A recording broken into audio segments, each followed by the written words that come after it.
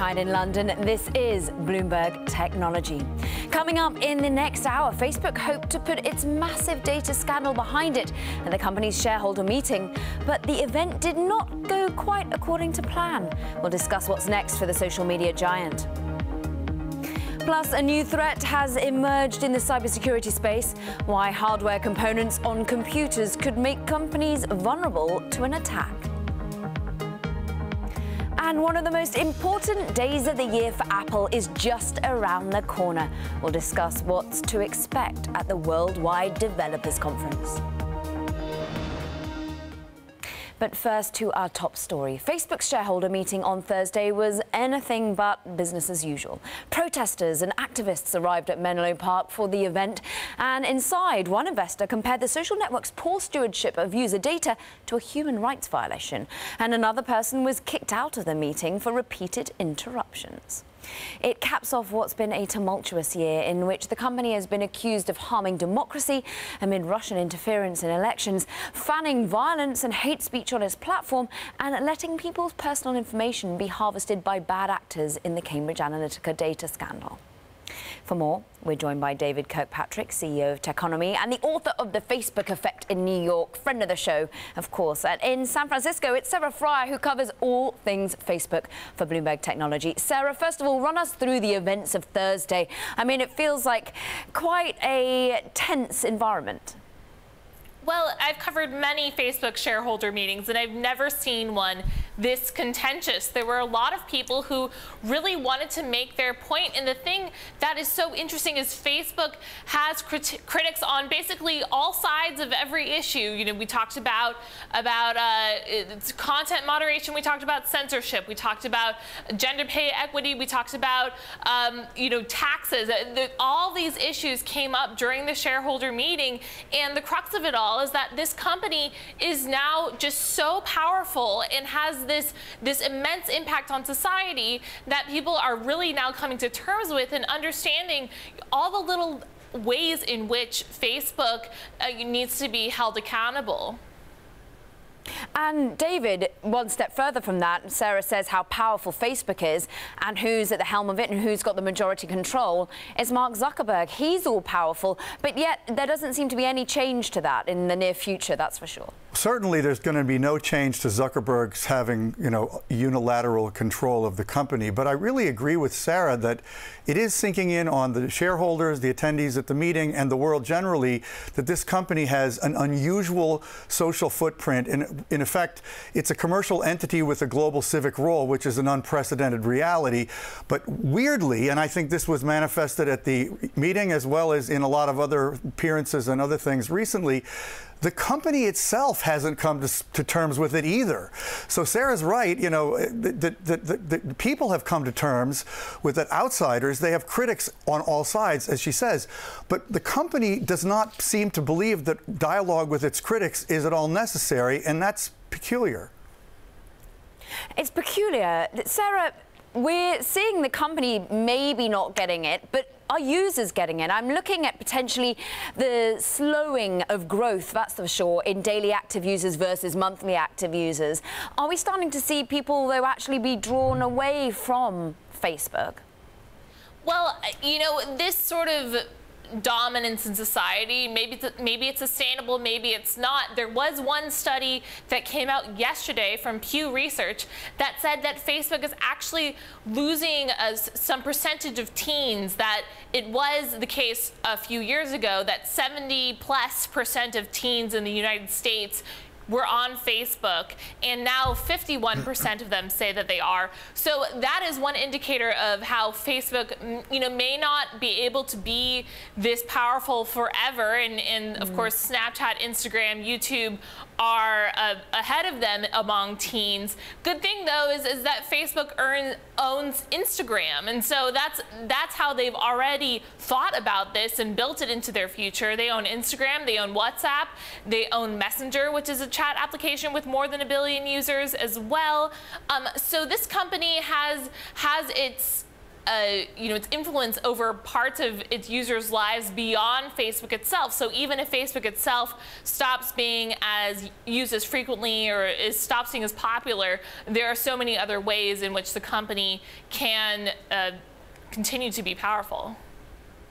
Yeah, David, do you think it actually matters if perhaps Facebook entity itself is perhaps slightly less on trend for the millennials or for indeed the teens when they've got Instagram, when they've got WhatsApp, they've diversified? Do you think that they're set for the future, or do they still need to focus upon Facebook as a core product and make sure that it's capturing all age ranges?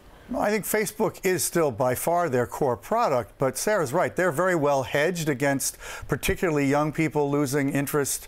And Instagram is a spectacular hedge that's done unbelievably well for them in that regard. But I would say it is, whatever you might think of the company, it's probably a mistake to focus in too much on the idea that people are turning away from it. I don't really think that's happening at scale in any significant way. And certainly advertisers are as interested or as dependent on Facebook as ever. There really is not an alternative for most advertisers that anywhere comparable to being a targetable medium for an affordable advertising targeting. So I think Facebook, for better or for worse, has a certain part of the ad market locked up and still growing, and the mass of users are remaining. Sarah, we understand that Mark Zuckerberg isn't going to start giving away his majority control of the company. He built it. We know that the executives have had their mea culpa moments, and they are starting to realize their role and their responsibilities. Regulation is coming for them to a certain extent, certainly here in Europe. How do you see the executives reacting and starting to shift the dynamic of the company going forward? I think a lot of it is in rhetoric. I was hearing Zuckerberg respond to these criticisms and complaints and concerns yesterday at the meeting, and a common theme was just saying, yes, we hear you, these are fair criticisms, we really care about this, it's not true that we don't care about it, we are working on this, we are dedicating ourselves to this, and that seems to be the common theme also in Facebook's conversations with lawmakers. Facebook is coming out and saying, we're on the same side, we really care about data privacy too, we really care about election interference too, but over the next few months is really going to be the measuring stick. Are they able to make changes not just with their talk about taking on more responsibility and caring more about their impact on the world, but how does it manifest in the products? How are they actually going to measure their change in these areas? And how transparent are they going to be about the ways that they tweak their formula and their operations in order to attack these very large problems? Very large problems that, David, overall, the shareholder base has sort of shrugged off. I'm looking at how the share price has really bounced back from its sell-off during March when the issues, particularly surrounding Cambridge Analytica, surfaced. We're back up.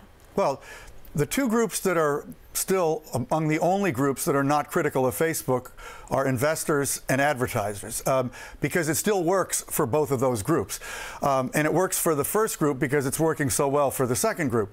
But, Sarah and I agree on so much of this. I will say they do realize that they screwed up. I think that's fair enough. But I think their promises of reform are very unconvincing, given that they really did blow it the first time and allowed all these problems to emerge, partly because then they didn't have enough dialogue with outsiders who could have given them more insight about some of the risks, and that remains the case. So I don't see why they think we're going to be convinced by them continuing to say, yes, we get it, we care, we're going to fix this. They think AI and other tools will come to the rescue, and just their general good nature and good judgment. But ultimately, they need help, they need consultation from society, and regulation is going to help them with that, whether they like it or not. Sarah, we did see some investors try to hold them to account with a list of requirements and demands. Are we going to hear more of this, or if we, as we hear from David, the advertisers don't mind, that they will shrug this off? Well, as David noted, Zuckerberg has the majority control here. And so, you know, investors can come and say, we want you to adhere to these demands, but Facebook doesn't really have to do anything about it. And they actually said something at the meeting yesterday that really struck me as odd. They said, just because we voted against all your proposals for more transparency and accountability doesn't mean we don't agree with you. In fact, we agree with you on many of these things. We just don't think that the way that you propose is necessarily the right way. And one investor spoke up and said, now hold on, the proposals that we put forth were not very prescriptive. We're kind of just, you know, putting this out there in a very general way, and it's not that much to ask. But still, you know, that is really not, the shareholder base is really not the entity that's going to be able to affect a lot of change here. Facebook, I would say, is very sensitive to public opinion. They do constant polling on how people feel about Zuckerberg, how they feel about Facebook as a company and how innovative it is. They really want to make sure people feel good about using the product. So to the extent that that affects them, I think that will be more powerful than even regulation in causing them to change their business. Yeah, David, I mean, react to that. You wrote the book on Facebook. What could Facebook do to alleviate any further concerns from the user base? Because they're the ones that are eventually going to dictate any change. Well, they are taking a lot of actions to try to make their system more resistant to manipulation, which is ultimately the challenge. Manipulation by people who would abuse people's privacy, manipulation by political bad actors. Those are sort of the two categories where we're most concerned. And one of the things that was interesting to me this week at the Code Conference, CTO Mike Schrepfer said that there's a whole mind shift inside the company from assuming the best of people to almost assuming the worst, which is very much necessary. I think we would all agree it's good that they've done that. So if they can succeed in really insulating and inoculating their service from manipulation, they will maintain the popularity among their users and the public. I am skeptical, given the scope of their influence and the myriad ways that they can be manipulated, that they'll really be able to do that for the long term. So I would suspect popular opinion will turn against them in key countries in the not distant future.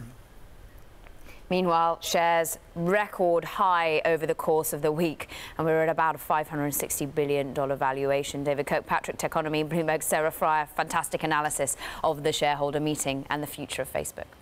Now, a story we're watching, Micron Technology, the largest US maker of computer memory chips, said Chinese regulators visited its offices in that country. Now, the move potentially opens another front in a growing trade dispute between China and the US. China is the largest maker for semiconductors, yet it isn't actually home to even one of the top 10 producers of the crucial electronic components. Chinese media reported that Samsung and SK Hynix also received visits from local regulators seeking information. Coming up, Silicon Valley Bank is expanding, adding operations in Europe. We'll talk to the bank's head of European operations about opportunities in the region. And if you like Bloomberg News, check us out on the radio. You can listen on the Bloomberg Radio app, Bloomberg.com, and in the US on Sirius XM. This is Bloomberg.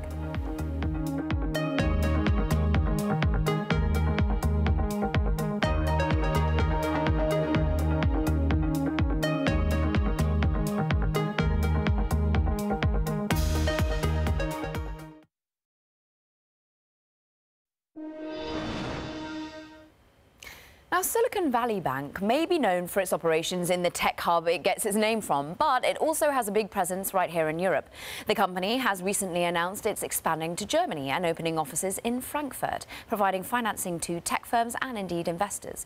So why enter this market now? Phil Cox, head of EMEA and president of the UK branch at Silicon Valley Bank, joins us right here in London. Phil, Frankfurt was an interesting choice. I used to be covering the tech scene in Berlin in particular. Right. Why did you go for Frankfurt?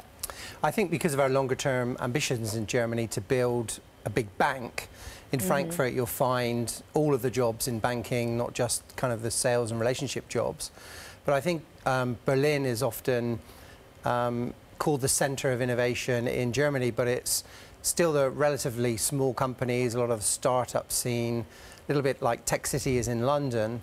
But really, technology companies are spread far and wide in Germany, and so one of the things we've been thinking about is how to cover, you know, Munich and Frankfurt and Berlin and other cities as well, because it's more spread out than you find here in the UK.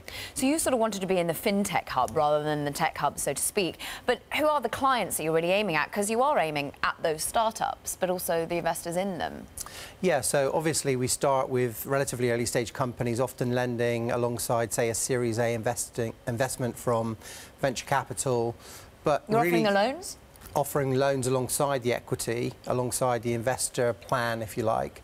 But then right through scaling up the company to larger companies pre-IPO and then post-IPO. So companies of all sizes. And I think Berlin is a beacon in the same way Tech City is, and how there are startups in Paris and Barcelona and Stockholm and so on. So you're seeing it quite pervasively across Europe. What about Paris, Barcelona and Stockholm? Are you going to be serving them locally, or are you going to be doing that from the hubs you already have? Yeah, so obviously the strong markets in Europe for innovation generally would be Germany, France, Scandinavia region and here in the UK. And so we have strong ambitions in all of those markets, and it's a question of prioritization and sequencing the entry. So well, we're certainly working on it behind the scenes right now.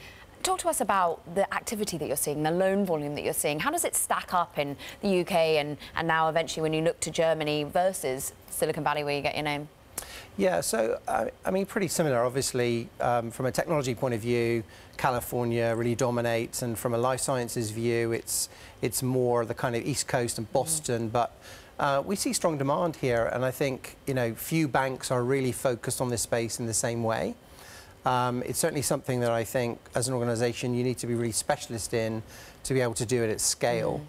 And one thing for us that we really focus on is adding value to companies around the world. And so we need to be in the cities that really matter. And so it's important for us to develop our business in these European centres as well. And certain of the European countries are focused on slightly different things based on their historic specialities. So in Germany, I think you will see fintech, you will see e-commerce, Rocket Internet. We're really fast at creating some of those businesses. But also over time, you know, a lot more technical, industrial applications. Germany, you know, very... Siemens comes to mind, yeah. You know, technical manufacturing, kind of software and so on. So I think it's exciting for us to be there, and certainly we've been very warmly welcomed. Do you think Europe could ever compare to the sheer scale of volumes that you get from the United States? I wouldn't expect that to happen in our lifetime, but I think Europe is much more smarter nowadays at embracing the US and partnering, rather than, you know, the rhetoric of old was we're going to create our own Silicon Valley. And I think now money is flowing across border into the best companies, and so investors in Europe can get a company moving. But I think when those companies really scale and they need bigger amounts of funding, then often, you know, you'll find money either from Asia or from the US coming into those companies. And I think it's much more about embracing that than trying to, in theory, compete with it. How does that change the game for you guys when it comes to the overall risk, you know, particularly the credit risk with which you have to analyse these companies? You've got SoftBank, talking of Asian money. SoftBank's Vision Fund is based right here in London, $100 billion to put to work. They are accused in some ways of pumping up valuations. Many see it as a blessing, some as a curse. But how does that affect how you lend to these businesses and associate and assess the risk? Yes, I think this is why it's harder for traditional banks to really come into the market at scale, because these are companies often who are still building enterprise value. And so they may be losing money, they may be burning cash, but there may be several investors investing in that company. And so our bank's dialogue is not just with the management team, but it's also with a number of investors, and understanding the story of growth, the story of disruption, and creating a large company over time. And so you really need to live in the ecosystem to be able to make good choices about the right companies to back. But one thing we have seen as well globally, it's true in Asia and the US and in Europe, is the dollars are at all-time highs and very strong liquidity in investor pockets. but the number of deals is slightly reducing. And so that kind of points to a bit of a concentration in the best companies. Yeah. And that's why we've seen, activities like SoftBank and other US funds raising more money to be able to double down on the winners. Very quickly, I've got to ask you, in a week of political tension that encapsulates Spain, Italy, and of course we've got geopolitics here with Brexit, does that affect the startup community? Well, I often think that entrepreneurs and disruptors like a bit of uncertainty because they see opportunity. And I think that traditional industries have for a long time been figuring out how industries are changing. And for me, entrepreneurs just break through that and they're focused on becoming winners, and I don't think that changes that.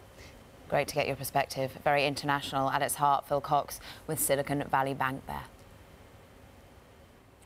Now coming up, initial coin offerings, they're at a record pace. You know it, and even as the US authorities are trying to clamp down on the shady cryptocurrency dealings, we discuss it next. And Bloomberg Technology is live streaming on Twitter. Check us out as @Technology, and be sure to follow our global breaking news network @TikTok on Twitter as well. This is Bloomberg.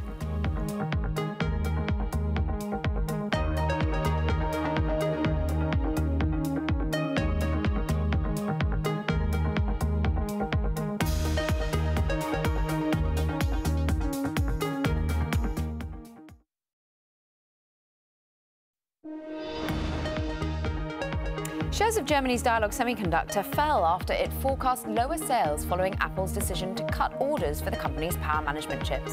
Natixis cut its price target in half and reduced its rating to neutral from buy, saying that the order change was made a year earlier than expected. Initial coin offerings continue to be hot, having raised more than $9 billion so far this year, more than double that raised in all of 2017. Some of the big offerings so far this year: Block.one on track to raise $4 billion by the time it closes on Friday, and messaging service Telegram with a $1.7 billion raise so far. And after facing a backlash from irate musicians and record labels, Spotify is ending a short-lived policy to punish artists for behaving badly. The world's biggest music streaming service will no longer police artist behavior, but it will still remove hate speech. That's according to a blog post Friday. This was Spotify's attempt to take a stand against sexual misconduct by removing artists like R. Kelly from its playlists. Artists threatened to boycott the service, and the company's top liaison to artists discussed quitting. Coming up, there were some big deals this week in the autonomous car space that show two heavy hitters could be emerging in this fast-paced growth and competitive business. We'll bring you the details. That's next. And later in the show, the hacking frontier, how the heart of your computer is at risk. This is Bloomberg.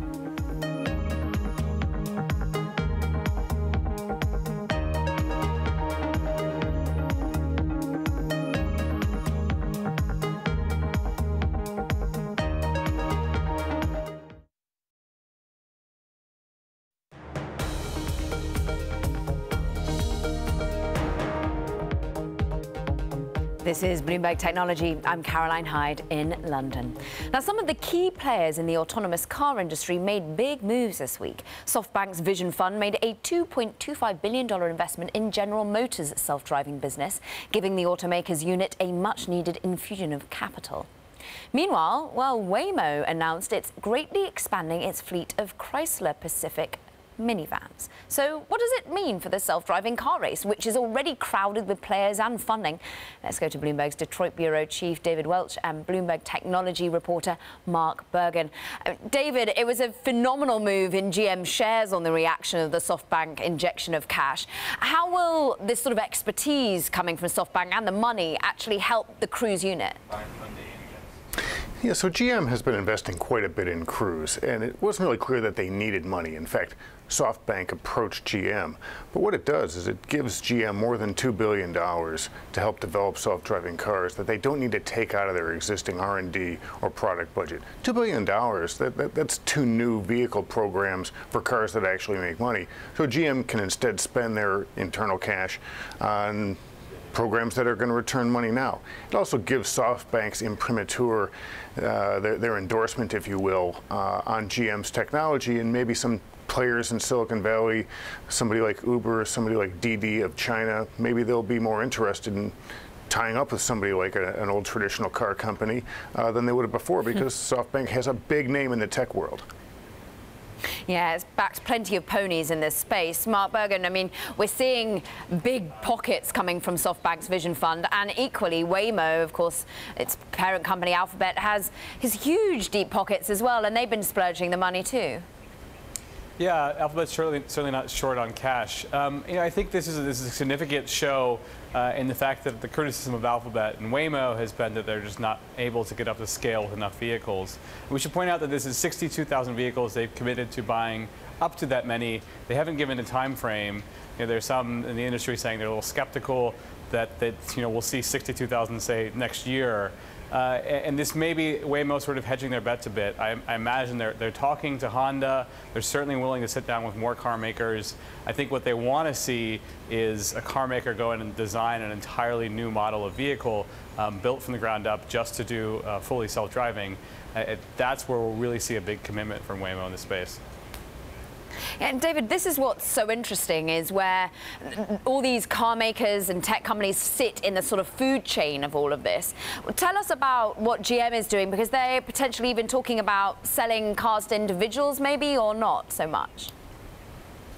What GM wants to start with is basically a ride-sharing, or rather, I should say, ride-hailing service that runs without a driver. That's the first thing they would do. Eventually, could they sell cars to individuals that drive themselves? It's possible, but those vehicles are so expensive right now, and will be, I think, for the foreseeable future, that it'll have to start off with delivery service, with ride-hailing, with ride-sharing types of services before they get into anything like that. But what GM's really trying to pull together here are, kind of a network of either starting their own ride-hailing business once they get the autonomous car going, or link up with somebody like Uber, like Didi. And they've been rebuffed by Uber before. So with SoftBank as an investor in Uber, could they possibly get an entree there? It's very possible. And Mark, this is where potentially the tactics differ, because at Waymo you are hearing them talk of potentially making this autonomous vehicles to individuals. This isn't all about getting them as a taxi hailing concept. Yeah, John Krafchick, the CEO, has mentioned that as part of his four-tiered business plan. And I talked to some former employees that sort of scoffed at the idea. I think that the engineers there have been building towards either a licensing service where they go out and kind of give off the Waymo technology, or what they're doing now in Phoenix, a ride-hailing service. I think the odds of, to David's point, they're really expensive. They're either going to be luxury vehicles, or Alphabet would just have to subsidize them pretty heavily if they sell them for retail models. So I think that was sort of sounds like something that Fiat Chrysler wanted to reassure its investors that they're still in the long game here when driverless takes over. And Mark, you were just mentioning there Phoenix, for example. Talk to us about how the regulatory landscape fits for all of this, because as you said, we haven't really got a date as to when Waymo is going to be making this investment in getting the 62,000 cars actually on the road. Where do we stand in terms of this becoming a reality? Waymo and Cruise are going back and forth in their announcements. Waymo has said this year they're planning to launch their first commercial service in in Chandler, Arizona, outside of Phoenix. They haven't given a specific date. I imagine it's possibly in the fall, because the summer is just so hot there. They've talked about, John Krafchick has mentioned they're going to start testing without a safety driver in the front seat in a second city later this year, most likely to be either in California, Texas, or Washington, the states where they have the most robust test right now.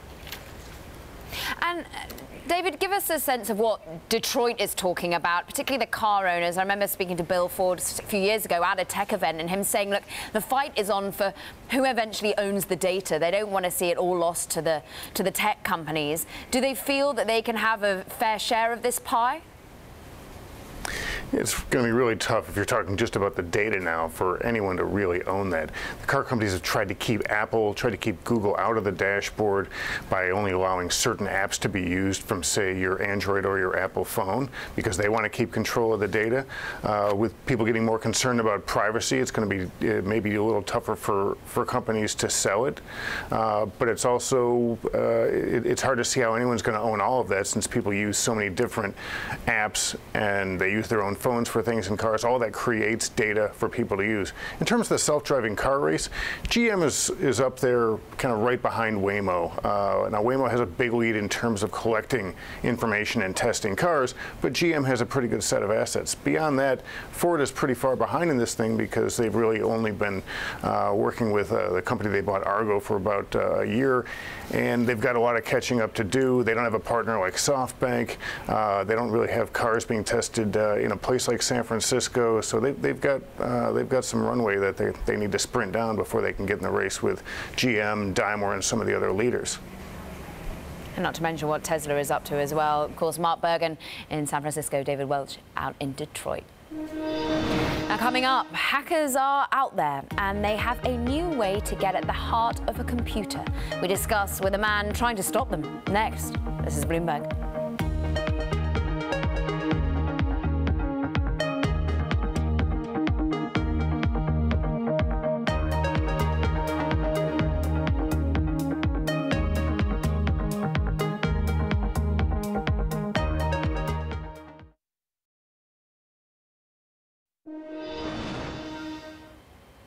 The computer hacker. We're all aware of the imagery, the shadowy figure in the dark, tapping away, trying to get at credit card numbers, bank accounts and more. But there's a growing new threat out there that hackers can exploit to go straight for a computer's heart. It's hardware. Hackers are using previously known problems in microprocessors as an entryway into the computer's so-called firmware. And from there, well, they can access a computer's most sensitive information. To discuss this brave new hacking world, I'd like to welcome Yuri Buolgan, the CEO and founder of Eclipsium, a cybersecurity startup focused on fighting firmware threats. And before that, he was intimately familiar with microprocessors, working at Intel's chief threat researcher. Also with us, Jordan Robertson, who covers cybersecurity for Bloomberg. Jordan, I'm going to kick off with you because it was all sparked by your Business Week piece that you did on this. Really, tell us about this key new threat, how we're seeing hardware being focused upon and how it can lead to all sorts of data. Sure. Yeah, you know, Yuri and I have been talking for quite some time about this idea of hardware hacking. And really what it comes down to is this. We're all aware of the threat of kind of what we would call normal computer hacking, hacking into software. But you enter an entirely new realm when you talk about hackers getting into the hardware. And the way they do that is there's code in the computer chips inside all of our computers. If hackers can tamper with that code, you know, an idea that Yuri turned me on to that I think is just fascinating, they can create what is essentially a permanent infection on these computers. And perhaps he can explain a little bit about that later. But you know, you're talking about kind of the ultimate hack in many ways. By modifying the code in hardware, hackers can create the permanent hack. It's a wild idea. Yeah, Yuri, talk to us about why spies, the NSA, have known about this hardware weakness, but we seem only to be now cottoning onto it. And what was the new real eureka moment when you found this new area of focus? These vulnerabilities, they are clearly a significant development in the security research recently done by researchers. We have built upon that research, and we have applied it to new areas, and that can compromise the firmware that Jordan talked about. Yeah, Jordan, get in with a question. I'm sure you have plenty. Oh, absolutely. Yeah, Yuri, one thing I was hoping you could walk viewers through is this idea that, you know, we've talked about firmware. We've talked about what happens when you modify firmware. You can create this idea of the permanent infection. Can you walk us through a little bit about how that works? Because that's totally different than ordinary hacks. I mean, when you can create a permanent infection, that's the idea that really sticks with me and that I hope really resonates with viewers. Can you walk us through how that happens? Yes, Jordan. What we're seeing is that there is an increased attention by the adversaries to attack firmware and hardware. And the reason is the infection at that level can persist in the infrastructure of a corporation, of enterprise, for many months or years without being detected by conventional security mechanisms, or eradicated by convention security procedures. In addition to that, the attacks at that level allow adversaries to permanently attack the hardware and brick critical equipment that companies rely on. Is part of the problem just that? Sorry, go ahead, Jordan. Sorry. So Yuri, is part of the problem just that companies are not looking inside the firmware? Like, I would just assume that lots of companies, companies are looking at every piece of technology they have. But your contention is that companies really have not looked in the firmware. This has just been an area that companies just have not examined for security problems. Is that right? Absolutely. There is a significant gap today between the attackers who look to compromise firmware and hardware and companies who look to defend their systems from this type of attacks. There is a significant gap in the technology today.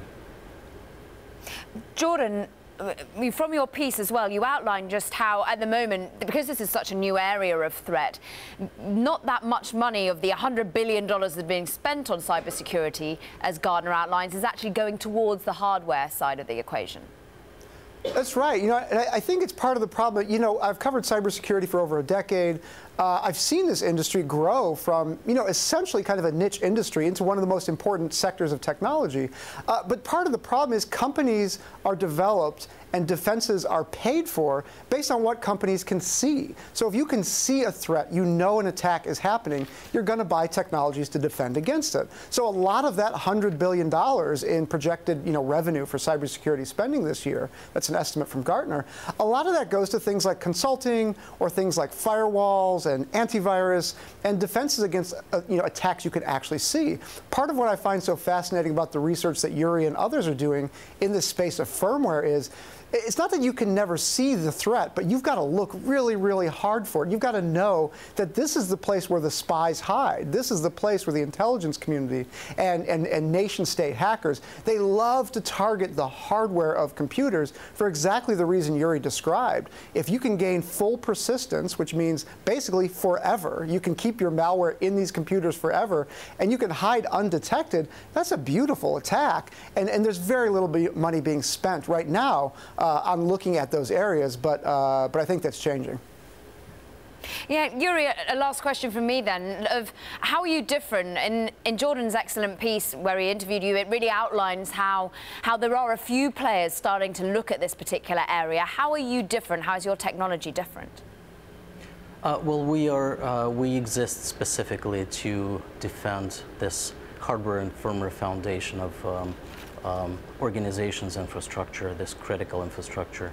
We're trying to bridge this gap today with our technology and find those advanced attackers compromising firmware and systems that we rely on in our daily lives. It is one to watch. Eclipsian CEO Yuri Vyulgin and, of course, Bloomberg's Jordan Robertson, thank you for your piece in Business Week and for the interview. Meantime, a new report from cybersecurity firm FireEye. It says that US election systems are increasingly at risk of cyber attacks ahead of the November midterms. That's as Russia continues information operations to sow political division. State and local election infrastructure is becoming a more popular target for hackers, particularly state-sponsored cyber espionage actors. That's according to the report. The Department of Homeland Security has said Russia targeted 21 states' voter registration systems, but only Illinois has indicated publicly that some of its voter data was stolen. Now coming up, can't take your eyes off your iPhone screen while waiting for the next notification to pop up. Well, Apple's trying to change that. That's next. This is Bloomberg.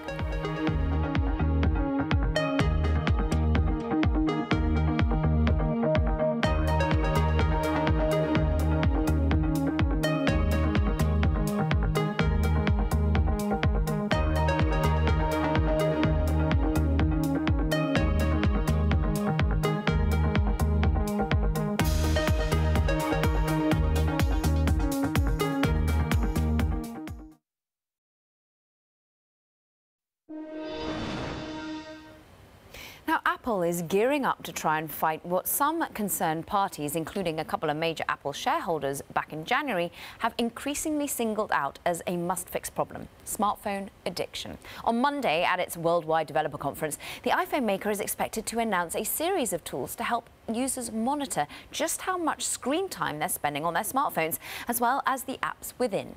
This comes at a time where Common Sense Media poll shows 50% of American teens and 27% of their parents say they feel addicted to their phones. Couple this with a new Pew Research study that says 45% of US teens say they are constantly online via either their mobile device or computer. Well, it seems like spot-on timing from Apple. Joining me now to discuss, Bloomberg's Mark Gurman, who covers all things Apple. Mark, so what can we expect? It's all about our digital health come Monday. So Monday is when Apple's annual bash for developers, a lot of software announcements will take place. It's in San Jose once again this year for the second year in a row. It's the 29th iteration of the conference, which sounds like a long time, nearly 3 decades for Apple, which is about a 40-year-old company at this point. Digital health, that's going to be one of the big focuses, using your phone less, using your devices more responsibly. Like you said, there have been some calls from key investors, including a teachers union in California, to implement new tools in the iPhone for parental controls around using your phone too long, and for normal consumers to monitor how long you're watching video, have your screen on, using individual applications. How much really can Apple control to a certain extent, given that a lot of the addiction is actually the blame is laid at the feet of the platforms, like Facebook comes under a lot of consideration for this particular one. How much can Apple play a role, do you think? Right, Apple doesn't really have to control anything, but to your point, the role they need to play is giving people the tools in order to measure these things. If you look at it like a bathroom scale, right, you can go to, Bed Bath & Beyond, buy a scale, and weigh yourself every now and then. You can monitor, your intake. In your car, you monitor how many watts you have left on your battery charge, or how much gas you have left in the tank. But what you can't do on an iPhone, and it's, to that same point, is really measure how long you're using it. So it's just about providing tools in order to measure it, like a scale or like a car. Talk to us about what else can we expect, because we know Tim Cook's been going big on AR. I'm sure there'll be plenty of that on Monday. So a big AR upgrade, augmented reality updates, not the headset, not what they're working on for 2020, 2021, but improvements to the AR experience on iPhones. ARKit has been a big upgrade. Apple's sort of at the forefront of AR software for phones, but you see other phone makers like Samsung and Google really stepping up with their own AR platforms for applications. What Apple's going to do is update their own platform with 2 new key features. One is called persistence, we're told, which would allow you to basically place an object, whether that be a rug in the IKEA app, a couch, a painting, or a TV on your virtual wall, and put it there, walk away for a few minutes, launch the app again, and it'll still be there. It will be able to remember objects dropped in your virtual environments or your augmented environments. The other will be multiplayer gaming. So you and I, theoretically, we could both play a AR game together. You're in New York, I'm in here, and we'll still be able to play it together over the network. A whole new world for e-commerce and gaming. But Mark, what about the hardware part? How much are developers going to get excited about that? Is there much that's going to be unveiled? So last year was a bit of an anomaly. They had a ton of hardware for the developers conference. As you know, they had the HomePod, they had multiple new Macs, the iMac Pro, a bunch of iPad upgrades.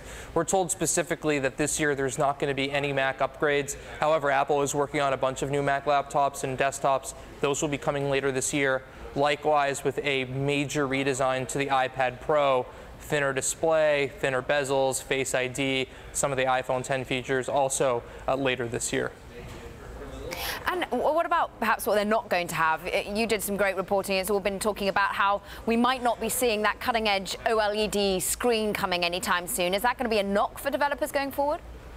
So there was a report in one of the South Korean papers indicating the other day that Apple would switch to a complete OLED phone lineup. 2019, it hit some of the LCD display makers, Japan Display, Sharp, pretty hard on the stock market. But what I believe is that that's too early to move to all OLED. OLED screens, much more difficult to produce, for one. For two, they're more expensive.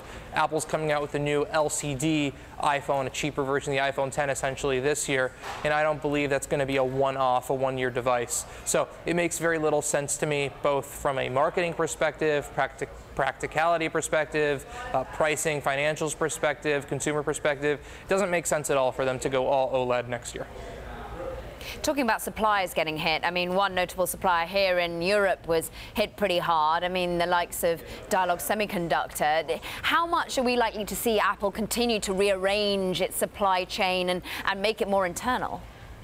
Yeah, the hit to Dialog stock price, you know, it wasn't too surprising, but I would have figured that that news would have been built into the price already. This is something both Dialog and Apple have been signaling for, I believe, 1 to 2, even 3 years already, that this switch was happening. This has been something they've been working to gradually. We've reported on it a few times already in the past. And I'll say it again, as I always say on here when we talk about these things. Apple's not going to be done until they move every single component in the iPhone to an Apple branded and an Apple designed component. It's going to take decades, but they think they'll eventually get there. And maybe that's what helps just boost that stock further and further. We hit a record high at one point in this particular week's trading, and we're getting ever closer to $1 trillion valuation. Bloomberg's Mark Gurman, wonderful to have you on. Good luck covering all things Worldwide Developer Conference. Now that does it for this edition of Bloomberg Technology. And of course, this Monday, we will be covering Apple's Worldwide Developers Conference with none other than Mark Gurman on the ground there and speaking with Om Malik at True Ventures and Thrive Global CEO Arianna Huffington. That's all for now from London. This is Bloomberg.